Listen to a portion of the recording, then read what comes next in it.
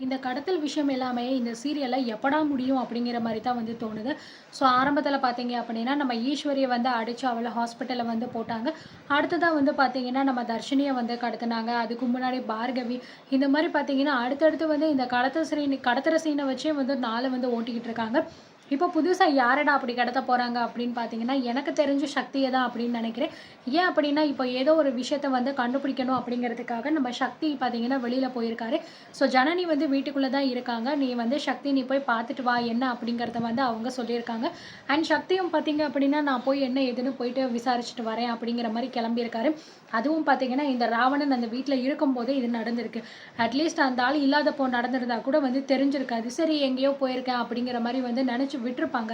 அந்த கூமுட்டை என்ன அப்படின்னா, எல்லாருமே உட்காந்துக்கிட்டு இருக்கும்போது, நான் சொன்னத போயிட்டு நீ விசாரிச்சுட்டு வா அப்படிங்கிற மாரி சொன்னா, யாருக்கு தான் அப்போ வந்து சந்தேகம் வராது. ஒரு பக்கம் ஆதி குணசேகரனுக்கு டவுட் வந்துருச்சு. ஸோ இதுக்கு முன்னாடியே பார்த்தீங்க அப்படின்னா, ஏற்கனவே வந்து ராவணன் மேல ஜனனிக்கு வந்து ஒரு சின்ன டவுட் இருக்கு. அது மட்டும் கிடையாது, விகேவையும் காப்பாத்தி தான் வந்து அவங்க 2 பேரும் எப்படியாவது அவன முழிக்க வச்சிரணும் அப்படின்னு போராடிக்கிட்டு இருக்காங்க. ஏன்னா, அவன் வந்து முழிச்சு வந்துட்டான் அப்படின்னா, யார் வந்து சுட்டது? இது ராவணனுக்கு எப்படி அந்த இடம் தெரியும்? அப்படிங்கிற எல்லாமே வந்து கரெக்ட்டா வந்து சொல்லிக் குடுத்துருவான். நிச்சயமா வந்து பார்த்தீங்க அப்படின்னா, விகே வந்து ஜனனிக்கு சப்போர்ட் பண்றதுக்கான வாய்ப்பு ரொம்ப அதிகமா இருக்கு. ஆனா, ஒரு வேளை அதுக்குள்ள இந்த விகே உயிரோட தான் இருக்கான் அப்படிங்கிற விஷயம் ராவணனுக்கு தெரிஞ்சு, விகேவ கொன்னுட்டான் அப்படின்னா அவ்வளோதான். ஒண்ணுமே பண்ண முடியாது. எல்லாமே அப்படியே ஃப்ளாப் ஆயிரும். ஸோ, அதுக்கு தான் வந்து விகேவோட டெட் பாடி கிடைக்கல அப்படின்னு சொல்லிட்டு இந்த ராவணன் வந்து தேட சொல்லியிருக்காரு. என்ன தான்டா ஆச்சு அந்த விகே? எங்க தான்டா போனான்? அவனோட பாடியும் கிடைக்கல.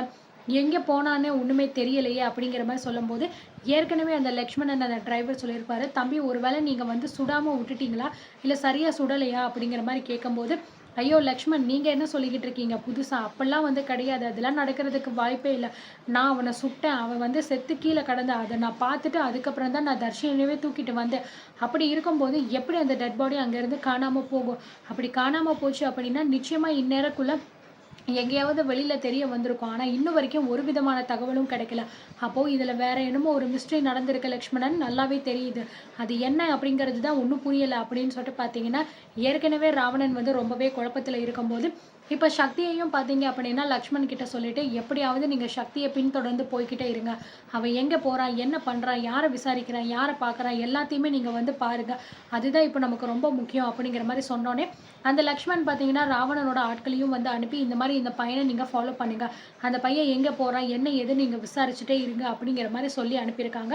ஸோ ராவணனோட ஆட்கள் இந்த மாரி தான் பின்னாடி வர்றத வந்து நம்ம சக்தி வந்து புரிஞ்சுக்கிறாரு. ஜனனிக்கு ஃபோன் பண்ணும்போது, இந்த மாரி அவனோட ஆட்கள் வந்து என் பின்னாடி வந்துகிட்டு இருக்காங்க. நான் ஒரு இடத்துல நின்னு தான் உனக்கு ஃபோன் பேசிக்கிட்டு இருக்கேன் அப்படிங்கிற மாரி சொல்றாங்க.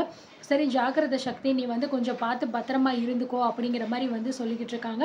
அண்ட் அதுக்கப்புறம் பார்த்தீங்கன்னா, இந்த பக்கம் வந்து டென்ஷன் மேல டென்ஷன் ஆகுது இவனுக்கு. என்னதான் நடக்குது இங்க? என்ன சுத்தி என்ன நடக்குது? எனக்கு ஒண்ணும் புரியலையே! நான் ஒரு பிளான் போட்டா, ஆனா அந்த ஜனனி வேற என்னமோ ஒரு பிளான் போடுறா போல இருக்கு. வீட்ல பார்த்தீங்க அப்படின்னா, நான் சொல்றது வந்து இதுவரைக்கும் எல்லாமே நல்லா தான் போய்க்கிட்டு இருந்துச்சு. இப்போ புதுசா பார்த்தீங்க அப்படின்னா, அந்த வீட்ல இருக்கிற முக்கியமா அந்த லேடீஸ் அவங்க கூட வந்து என் பேச்ச வந்து கேட்குற மாரி இல்ல. எதுக்கு இப்படிலாம் வந்து நடக்குது? இல்ல என்னால இதெல்லாம் வந்து ஏத்துக்கவே முடியல.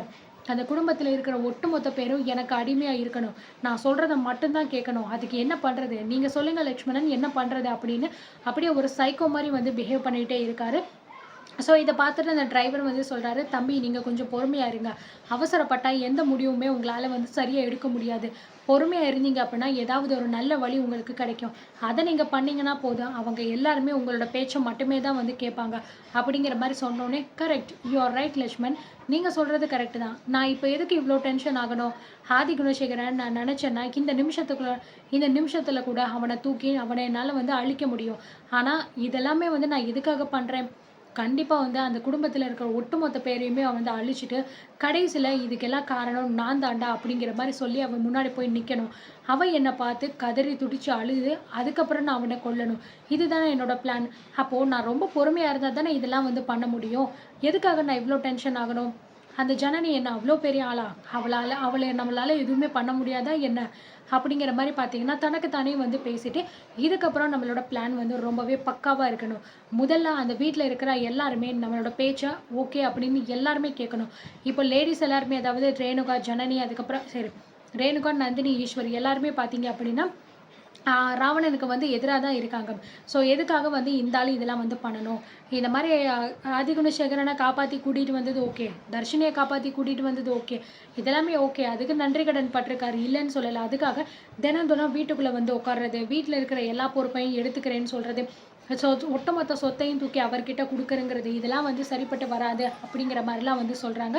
அது மட்டும் கிடையாது. இந்த 2 பேரும் பார்த்தீங்கன்னா, புதுசா பிசினஸ் ஆரம்பிக்கிறேன்னு வேற சொல்லியிருக்காங்க இல்லையா? அதுக்கெல்லாம் பார்த்தீங்கன்னா, அவங்க ஒய்ஃப் பேர வேற வைக்கிறேன்னு சொல்லியிருப்பாங்க இல்லையா?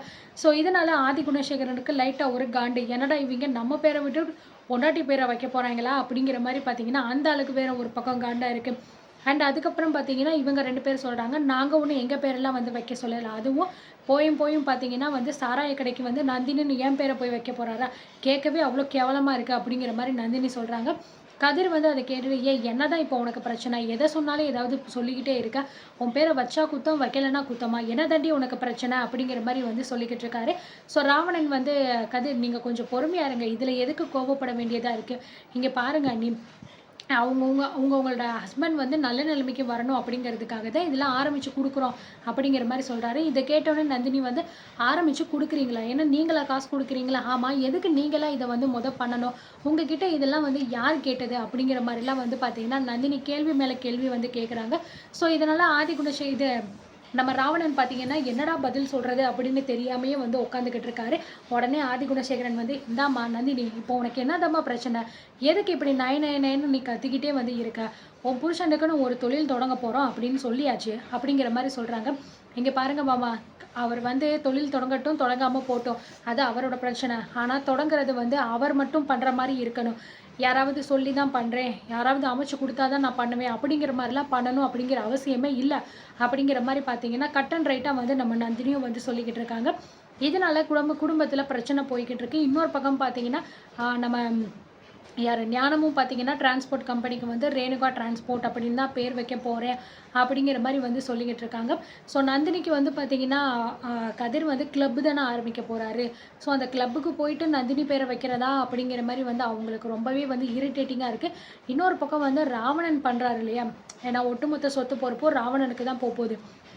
அப்படி இருக்கும்போது, இந்த ராவணன் வந்து சொல்லி என் புருஷன் வந்து பண்ணணுமா? அப்படிங்கிற மாரி ஒரு பக்கம் அவளுக்கும் வந்து தோணிக்கிட்டு இருக்கு. இப்ப என்னமோ தெரியல, ஆரம்பத்தில எதுவுமே பேசாம இருந்த ஆளுங்க வந்து இப்போ கொஞ்சம் கொஞ்சம் பேச ஆரம்பிச்சிருக்காங்க.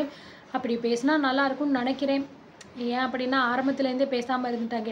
ஜனனி மட்டும் தான் பேசி பேசி வந்து ஒட்டுமொத்த கெட்ட பேரையும் வாங்கி வச்சிருக்கா. அட்லீஸ்ட் இப்ப இவங்க பேச ஆரம்பிச்சா தான், ஆதி குணசேகரன் வாய மூடிட்டு இருக்கிறதுக்கு வாய்ப்பு இருக்கு. ஏன்னா ஈஸ்வரி கிட்ட கேட்கும்போது, ஈஸ்வரியும் வந்து, "இல்ல இப்போதைக்கு இதெல்லாம் வேண்டாம். சொத்து வந்து அவர்கிட்ட குடுக்குறதெல்லாம் சரிப்பட்டு வராதுன்னு" அவங்களும் சொல்லிட்டாங்க. இதனால ஏற்கனவே இந்த ஆள் பார்த்தீங்கன்னா, காண்டுல சுத்திக்கிட்டு திரியிறானா, என்ன நடக்க போகுதுன்னு தெரியல. எதுவா இருந்தாலும் வெயிட் பண்ணி பொறுத்திருந்து பார்க்கலாம்.